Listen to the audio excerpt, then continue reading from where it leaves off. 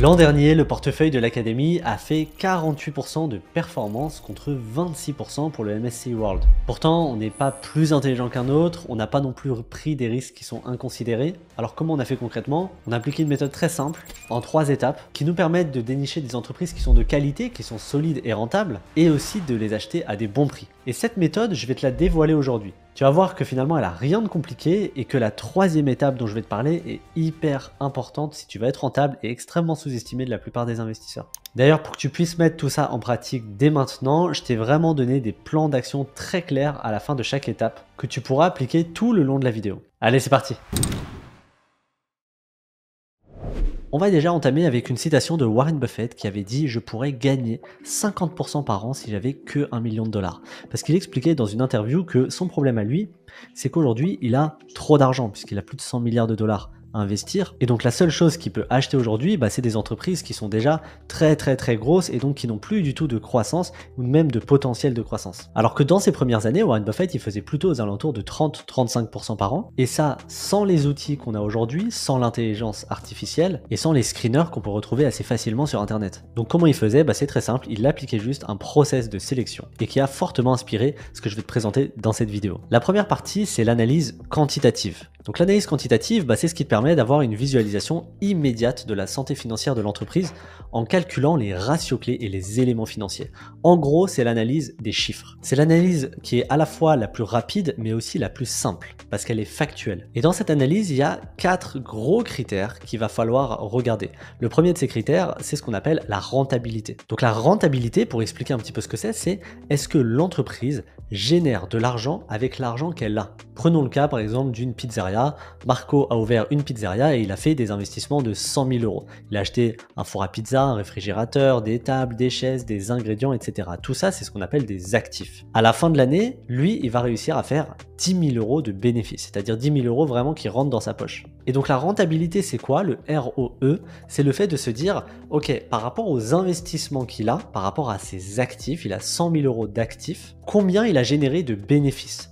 Lui, il a généré 10 000 € sur 100 000 €, et donc on a un ROE qui est à 10%. Évidemment, c'est juste pour que tu comprennes le concept, mais je vais te donner juste en dessous les critères, les ratios qu'il faut utiliser pour ça. Mais juste, je tiens à dire que franchement, si je devais vraiment choisir un seul critère pour mes sélections d'actions, je choisirais la rentabilité. Parce que la rentabilité, c'est le conseil que tous les investisseurs, sans exception, disent d'aller regarder. Il y a même des études justement qui nous montrent que plus la rentabilité est élevée, plus l'entreprise va performer en bourse. Au niveau des ratios, tu vas avoir le ratio ROE qu'il faut avoir supérieur à 15 selon les critères de Warren Buffett et le ratio ROCE qui va prendre en compte d'autres choses. On va pas pouvoir rentrer dans tous les détails évidemment dans cette vidéo, mais qui va prendre en compte en gros tous les capitaux qui sont employés et ça aussi on le veut supérieur à 15. Si tu as une entreprise qui respecte déjà ce critère-là de ROE supérieur à 15 et ROCE supérieur à 15, c'est déjà une très bonne nouvelle.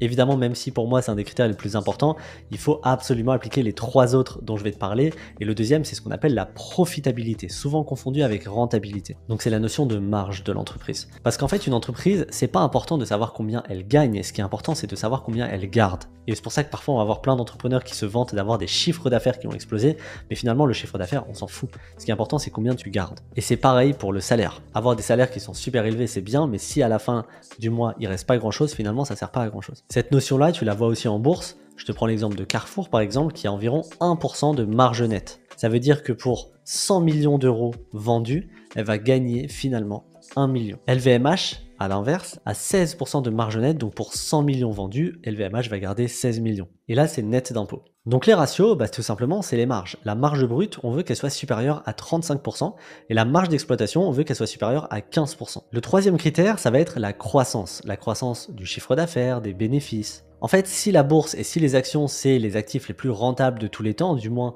sur les 200 dernières années, il y a une raison. C'est parce que contrairement à toutes les classes d'actifs, les actions, c'est celles qui ont le plus de croissance. Les entreprises, elles vont vendre à de plus en plus de clients, elles vont vendre de plus en plus cher, elles vont vendre de plus en plus de produits, et donc il y a beaucoup plus de chances d'avoir de la croissance sur des entreprises que de la croissance des loyers, par exemple, en immobilier. Donc en fait, il y a une croissance qui est beaucoup plus forte sur les ventes ou les bénéfices de l'entreprise qu'on pourrait le voir sur l'évolution d'un loyer, par exemple. Mais pour prendre un exemple qui est tangible, en fait, imagine que tu achètes ta maison 100 000 euros et que cette maison, en termes de loyer net, après avoir payé toutes les charges, à la fin, elle te rapporte 10 000 euros. Finalement, toi, quand tu vas réfléchir à acheter cette maison, tu vas te dire, ok, bah si j'achète cette maison, en gros, je vais mettre 10 années à rembourser mon investissement. Maintenant, imagine que je te dise que l'année suivante, bah, les loyers nets, finalement, ils vont te rapporter maintenant 20 000 euros parce que tu auras fait des ajustements, etc. Et bah là, en fait, tu vas avoir 5 ans pour avoir un retour sur investissement. Si la troisième année, les loyers doublent encore, bah là, tu vas mettre 2 ans et demi pour avoir un retour sur investissement. Bref, l'idée, c'est de se dire que clairement, la croissance, c'est un critère qui est super important. Et d'entreprise qui a une forte croissance, ou en tout cas un fort potentiel de croissance, c'est toujours bon à prendre parce que ça permettra d'accélérer, entre guillemets, ce retour sur investissement. Du moins, si ton objectif, c'est d'aller chercher de la performance. Et donc, au niveau des ratios, bah, c'est très simple. Tu vas regarder l'évolution du chiffre d'affaires. Tu veux une évolution du chiffre d'affaires qui soit allée 5%, 6%, 8%, 10%, c'est très très bien.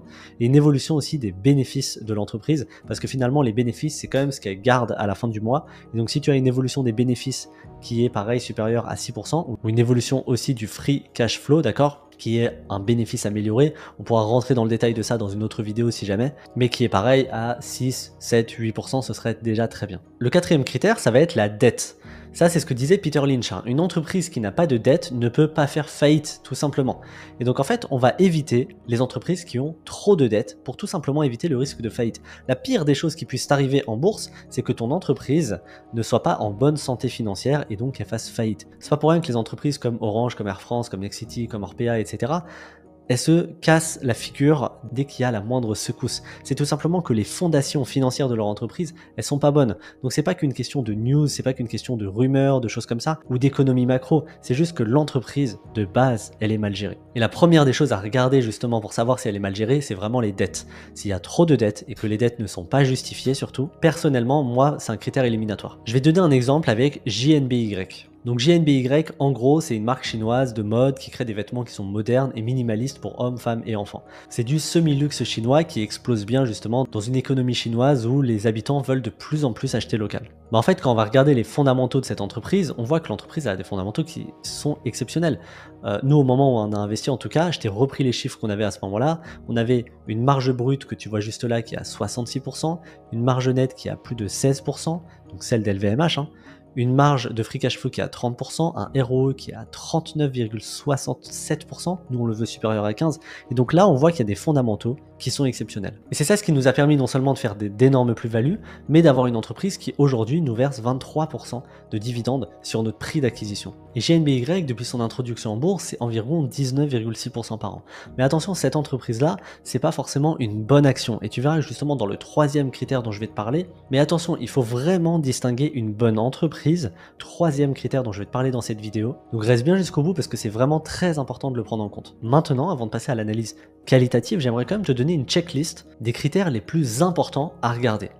On va voir les critères de rentabilité dont je t'ai parlé, donc le ROE, le ROCE, le ROIC, les critères de profitabilité, donc la marge brute et la marge d'exploitation, des critères de croissance, de chiffre d'affaires et de free cash flow, des critères d'endettement, donc ce qu'on appelle le debt to income qu'on veut inférieur à 4 et le debt to equity qu'on veut inférieur à 1, et des critères de gestion, dont je te reparlerai de la gestion tout à l'heure, mais qui sont CAPEX sur résultat net ou current ratio supérieur à 1,5. Évidemment, on va pas prendre le temps de détailler chacun de ces ratios-là, mais déjà, ça peut te donner une checklist des ratios que moi, personnellement, je regarde dans une entreprise. Et la réalité, c'est que juste l'analyse quantitative, ça te permet déjà d'éliminer 95% des entreprises qui ne valent pas le coup. Parce que le danger en bourse, c'est de commencer à analyser des actions et d'analyser un petit peu tout et n'importe quoi. Il y a plein d'actions, en fait, tout simplement, elles ne valent pas le coup, d'accord? Et ton temps à toi, il est précieux. Si aujourd'hui, tu veux investir en bourse, c'est probablement que tu ne veux pas y passer des plombes. C'est probablement au contraire que tu investis ton argent qui va derrière créer un patrimoine, qui va t'acheter une forme de liberté dans quelques années. Et donc j'imagine que si tu investis en bourse, le temps c'est quelque chose de précieux. Donc moi ce que je t'invite à faire, c'est déjà premièrement de te focaliser énormément sur l'analyse quantitative, parce que juste en faisant ça, tu vas pouvoir éliminer une grande majorité des entreprises qui ne valent pas le coup et concentrer ton temps sur uniquement les entreprises qui sont potentiellement rentables. Maintenant, si l'investissement c'est vraiment sérieux pour toi et que tu veux justement comprendre et aussi implémenter ça le plus rapidement et le plus efficacement possible, prends un appel avec nous, on peut en discuter, tu peux cliquer justement directement dans la description, on mord pas, L'idée de l'appel ça va juste être de faire un petit peu le point sur ta situation, voir un petit peu où tu en es et déjà t'apporter de la clarté, et si on voit que c'est pertinent, potentiellement on pourra parler de comment nous on peut t'aider. Maintenant, passons à la deuxième partie, l'analyse qualitative. Je les fais toujours moi dans cet ordre-là, c'est-à-dire que premièrement avec l'analyse quantitative, je vais tout de suite voir si elle a du potentiel ou pas de potentiel. Et ensuite dans l'analyse qualitative, ce que je vais faire, c'est que je vais venir éliminer toutes les entreprises qui sont trop risquées à mon goût ou que je ne suis pas capable de comprendre ou de suivre même dans la durée de manière très simple. L'analyse qualitative, elle permet de mieux comprendre l'entreprise et sa stratégie pour ne pas faire d'erreurs et garder uniquement la qualité. Et ça, pour moi, il y a 4 grands critères qui sont vraiment fondamentaux. Le premier, c'est le business model. Le business model, il doit être le plus simple possible. Un business model, en fait, c'est l'essence même de l'entreprise. Parce que l'essence de l'entreprise, finalement, c'est le problème qu'elle résout. Pour rappel, l'entrepreneuriat dans sa globalité, c'est simplement la notion de résoudre des problèmes. Et pour moi, la base, c'est vraiment que le business model doit être très très simple à comprendre. Et c'est pour cette raison que je vais jamais sur des biotech, des semi-conducteurs, de l'hydrogène et tous les business models qui sont extrêmement compliqués, tout simplement parce que je ne serais pas capable de les comprendre, je ne serais pas capable de les suivre, de comprendre les vraies opportunités de marché et surtout les risques qui sont associés, la rentabilité réelle finalement des projets et la faisabilité en fait. Je pense notamment à l'hydrogène, où l'hydrogène sur le papier, ça a l'air magnifique, ça a l'air d'être l'avenir et on pense qu'on a forcément tous envie d'investir dans des économies d'avenir. Mais des entreprises typiquement comme Opium qui vendaient la voiture à hydrogène, etc., finalement c'est le genre d'entreprise qui n'a pas vraiment d'avenir, qui est extrêmement spéculative, et en l'occurrence pour Opium, elle s'était effondrée de 99%. Moi je suis plutôt partisan des entreprises comme Crocs. Crocs, c'est très simple, ça vend des sandales dans le monde entier. C'est pas plus compliqué que ça. Crocs, je suis capable d'expliquer le business model à mon fils qui a 2 ans et demi. Et donc effectivement, c'est le genre d'entreprise qui me plaît parce qu'elles sont simples, elles brassent du cash et elles ont un potentiel. Et l'action Crocs, c'est un petit peu l'inverse en termes de performance. Elle a eu un CAGR, donc des performances annualisées moyennes, d'environ 20% par an depuis 15 ans. Donc si tu veux noter quelque chose toi de ton côté dans ta checklist, c'est très simple, c'est que vend-elle, à quel point c'est simple, à qui le vend-elle, quels sont ses clients, est-ce que c'est des clients particuliers, est-ce que c'est des entreprises, et où le vend-elle, à quel point diversifie-t-elle géographiquement, est-ce qu'elle a une augmentation entre guillemets de ses parts de marché. Le deuxième critère, ça va être l'avantage concurrentiel. Je reprends encore une fois une citation de Maître Yoda, une bonne entreprise est comme un château fort entouré de douves profondes. Je veux des requins dans les douves pour éloigner ceux qui voudraient empiéter sur le château. En fait, Warren Buffett parle énormément d'un concept qui s'appelle le moat, M-O-A-T. En fait, le moat, c'est l'avantage concurrentiel, c'est les douves autour d'un château fort. Et donc, ce qu'il dit, c'est qu'une entreprise, elle doit vraiment se démarquer. Une bonne entreprise, elle se démarque par son avantage concurrentiel. Donc, en fait, c'est ce qui distingue une entreprise de ses concurrents, lui permettant de générer des bénéfices supérieurs, tout simplement. Et plus elle va se distinguer, plus elle va pouvoir maintenir sa rentabilité sur le long terme et créer ce qu'on appelle une barrière à l'entrée pour d'autres entreprises concurrentes. Un exemple tout bête, c'est Apple, c'est une des marques les plus connues, les plus respectées du monde. L'action, elle a un CAGR de 20,5% par an depuis 34 ans. Et en fait, Apple a énormément d'avantages concurrentiels. Apple déjà va avoir l'image de marque, forcément. Elle va avoir aussi l'effet réseau. Plus des gens utilisent l'écosystème Apple, plus l'écosystème lui-même s'améliore. Elle va aussi avoir un gros coût du changement, parce qu'une fois qu'on est dans l'écosystème Apple, finalement, on a mis le doigt dans un engrenage duquel on n'est plus capable de sortir, etc., etc., etc. Et donc en une phrase, c'est pareil, si tu veux noter, c'est très simple, c'est qu'il faut comparer une entreprise à ses concurrents. Donc évidemment, comparer la partie financière, ses performances financières, les marges, la rentabilité, etc., mais aussi regarder d'une manière générale la partie plus qualitative, les parts de marché, l'évolution, la vie des gens, etc. Et si tu veux, pour les parts de marché, tu peux regarder l'évolution du nombre de ventes par région sur un site qui s'appelle Guru Focus, et en fait, tu vas pouvoir voir l'évolution d'un marché directement sur ce site. Le troisième critère, c'est la bonne gestion des bénéfices. Une entreprise qui brasse du cash, c'est bien. Et je parle pas de chiffre d'affaires, mais je parle vraiment des bénéfices.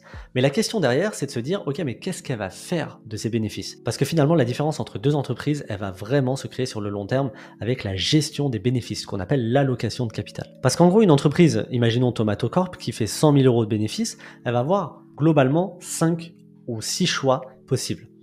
Le premier de ces choix, c'est de les garder en épargne, ce qu'on appelle la réserve. Et de se dire, je vais les garder de côté et potentiellement je vais en faire quelque chose. La deuxième chose, c'est de rémunérer l'actionnaire. Donc elle va faire ce qu'on appelle des buybacks, des rachats d'actions, ou alors elle va verser des dividendes. Ça, c'est très classique. Troisièmement, elle peut faire des réinvestissements. C'est ce qu'on appelle du CAPEX. Alors il y a deux types de CAPEX. Il y a le CAPEX de maintenance et le CAPEX de croissance. En gros, on va pas rentrer dans les détails, mais si par exemple une entreprise rachète des équipements qu'elle va pouvoir amortir, ça va être du CAPEX. Il n'est pas vraiment inclus là-dedans, mais il y a aussi la possibilité de faire des acquisitions d'autres entreprises. LVMH qui rachète Tiffany & Co par exemple. Crocs qui va racheter Hey Dude, etc., etc. Donc faire une acquisition d'une autre entreprise, c'est une manière aussi d'allouer ses bénéfices. Et la cinquième possibilité, évidemment, c'est de rembourser ses dettes. Donc ça, pour moi, c'est vraiment quelque chose qu'il faut absolument regarder. C'est disponible très souvent dans les présentations où ils expliquent exactement ce qu'ils font de leurs bénéfices. Et je vais prendre le cas d'une entreprise qui a marché que grâce à l'allocation de capital. C'est une entreprise qui s'appelle Constellation Software. Et en fait, elle, son principe, c'est qu'elle fait l'acquisition de petites et moyennes entreprises de logiciels spécialisés. Et l'action, elle a un CAGR de 35% par an depuis 18 ans. Et le dernier critère, c'est tout simplement les actionnaires. Grossièrement, on va dire qu'il y a deux types d'actionnaires en bourse. Il va y avoir les institutionnels. Donc les institutionnels, c'est les organisations, les banques, les assurances, les fonds. Et donc eux, ça va être donc BlackRock par exemple, qui vont acheter et vendre des titres, mais en très très très grande quantité. De l'autre côté, on va avoir les initiés. Les initiés, c'est des employés d'entreprise qui sont par exemple le PDG ou des directeurs, etc., qui vont être eux-mêmes actionnaires de l'entreprise. Généralement, nous, on va préférer un maximum d'initiés parce qu'on veut des actionnaires qui sont motivés à faire grandir la boîte. Donc là, ça peut être même un critère, si tu veux, que tu peux te noter, c'est initié supérieur à 25%. Je te prends le cas de LVMH. LVMH, c'est le numéro 1 mondial du luxe. C'est une entreprise, je pense que littéralement tout le monde connaît partout dans le monde. Et en fait, LVMH, on a Bernard Arnault qui possède plus de 50% des droits de vote de LVMH. Et donc en fait, le PDG de LVMH met lui-même son patrimoine en danger en étant dans la gestion d'LVMH. Et ça, c'est une bonne nouvelle parce que finalement, on sait que Bernard Arnault, il est plus que motivé à faire en sorte que LVMH progresse. Et c'est ça la différence entre des entreprises qui sont vraiment impliquées grâce aux initiés et des entreprises qui vont juste placer des PDG qui sont finalement des bons employés. Donc ça, c'est les principaux critères qu'il faut retrouver dans une analyse qualitative. Moi, ce que je conseille souvent dans une analyse qualitative, c'est de se dire, ok, est-ce que je suis capable de mettre 100 000 euros dans cette action sans broncher et en étant en parfaite confiance? Si on n'est pas encore capable de répondre à cette question avec certitude, c'est qu'on n'a pas encore fait une bonne analyse qualitative. Évidemment, de nos jours, tu peux totalement t'aider de ChatGPT. Moi, personnellement, j'utilise mes propres prompts sur ChatGPT sur chacun de ces critères et d'autres critères, notamment les critères de risque, les critères de plein de choses comme ça. Et ça permet d'aller 10 fois plus vite. Alors, ChatGPT va pas réfléchir à ta place.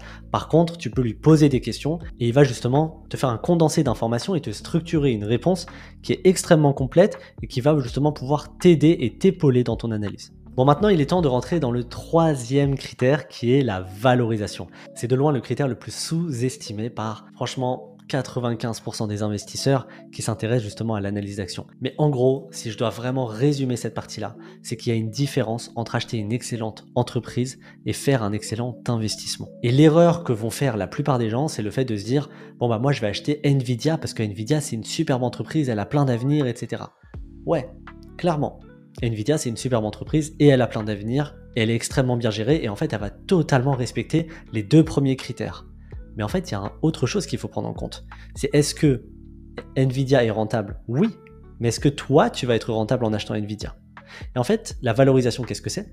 La valorisation, c'est regarder le prix pour voir si nous, on est rentable par rapport au prix. La valorisation, en gros, c'est se dire, je vais regarder le prix de l'action et voir si moi je suis rentable par rapport au prix. Comme si tu achètes un appartement dans le 7e arrondissement de Paris, si l'appartement est à 7 000 euros du mètre carré, c'est tant mieux, tu es très rentable. S'il est à 18 000 euros du mètre carré, même si c'est un très bel appartement, c'est trop cher. Et justement, je commencerai avec une citation de Philippe Fischer qui dit « Le marché boursier est rempli d'individus qui connaissent le prix de tout, mais la valeur de rien. » Et la notion de valeur réelle d'une action, elle est très importante. Je te reprends le cas de l'immobilier. Si tu as une maison et tu estimes la valeur de la maison à peu près 100 000 euros, si tu la payes à 200 000, même si la maison est bien, tu la payes trop cher.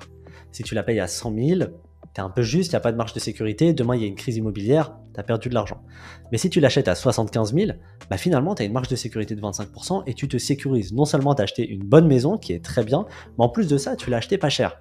Et en fait, le meilleur moment pour faire une bonne affaire, il est à l'achat. Parce que là, une simple négociation, entre guillemets, t'a fait gagner 125 000 euros. Et c'est exactement ça la valorisation. La valorisation, c'est le fait de se dire, ok, cette maison, je connais pas la valeur, et je vais calculer la valeur. C'est l'évaluation du prix actuel d'une entreprise par rapport à sa valeur réelle. Et en fait, il faut bien distinguer en bourse la notion de valeur et la notion de prix. Le prix, ça va être le cours de ton action. Tu vois qu'il est en noir ici, il va être à la hausse, puis à la baisse, puis à la hausse, puis à la baisse, puis à la hausse, puis à la baisse, puis à la hausse, puis à la baisse, etc., etc., etc. En fait, il va varier selon l'offre et la demande, les actualités et puis un peu l'humeur de chacun. Mais ce prix-là, il n'est pas forcément représentatif de la valeur réelle d'une entreprise. La valeur, c'est quelque chose de beaucoup plus stable. En fait, la valeur, c'est combien l'entreprise brasse de cash, comment elle gère ses bénéfices, est-ce qu'elle est endettée, est-ce qu'elle est rentable, etc., etc., etc. C'est tout ça la valeur. Et en fait, ça se calcule, ça s'estime en tout cas. Et donc en fait, le principe c'est quoi? C'est de se dire, bon imaginons qu'il y ait une action, sa valeur normalement elle est à peu près à 100 $.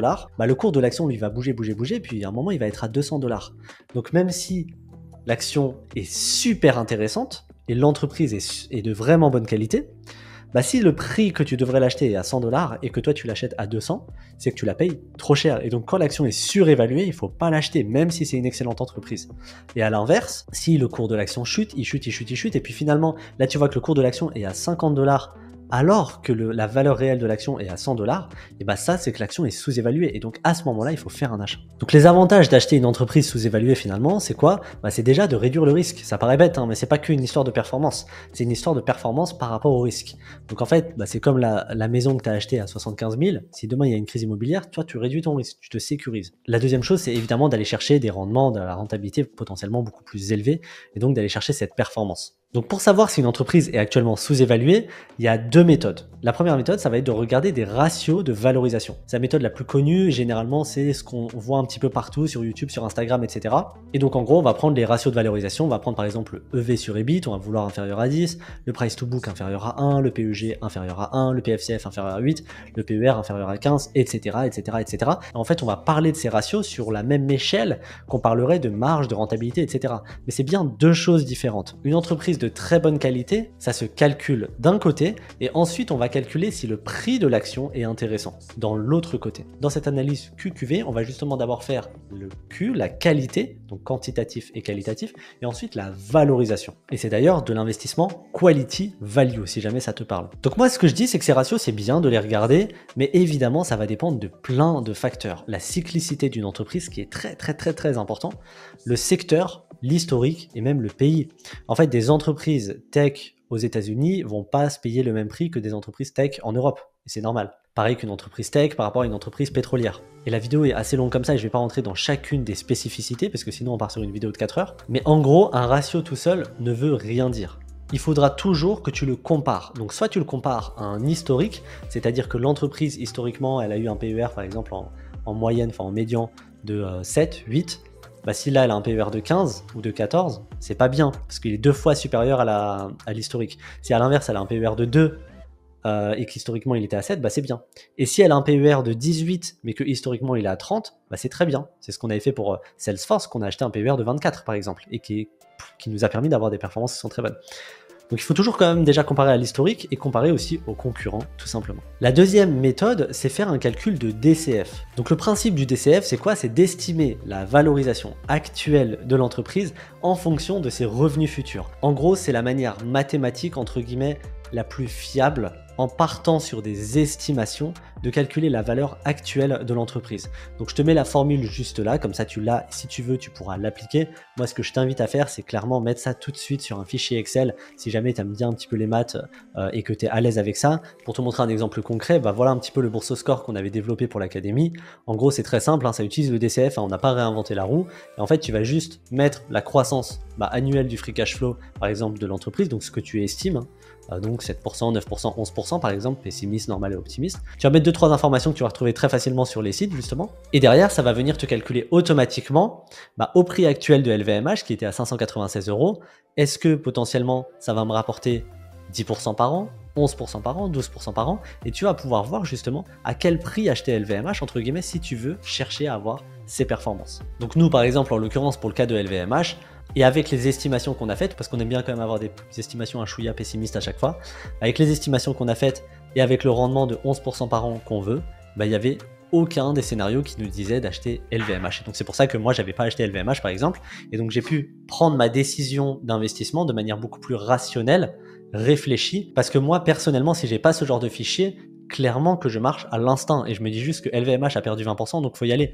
Mais c'est pas parce que l'entreprise a perdu 20% qu'il faut forcément y aller. Et c'est pour ça aussi que le DCF, c'est intéressant justement pour bien valoriser son entreprise. Donc je te mets la formule qui est juste là. Honnêtement, je pense qu'il y a énormément de ressources sur Internet qui te permettent d'implémenter ça facilement, on va dire, dans un fichier. Moi, ce que je t'invite à faire, c'est toujours d'automatiser, de systémiser absolument tout ce que tu fais pour chercher l'efficience, c'est-à-dire un maximum de rentabilité, un minimum de risque et surtout un minimum de temps passé sur tes investissements. J'espère en tout cas que cette vidéo t'a permis d'y voir plus clair sur comment faire une analyse d'action. Je sais qu'à première vue, ça peut paraître compliqué et en fait, ce serait te mentir de dire que tu vas le faire en un claquement de doigts.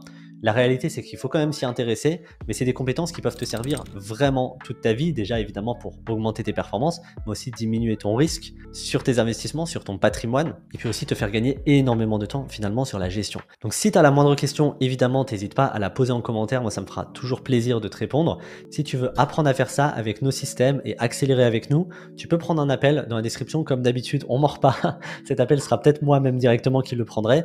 On en discutera tranquillement et on verra effectivement si c'est pertinent qu'on t'accompagne là-dessus. Ok? Je te laisse là-dessus. Ciao!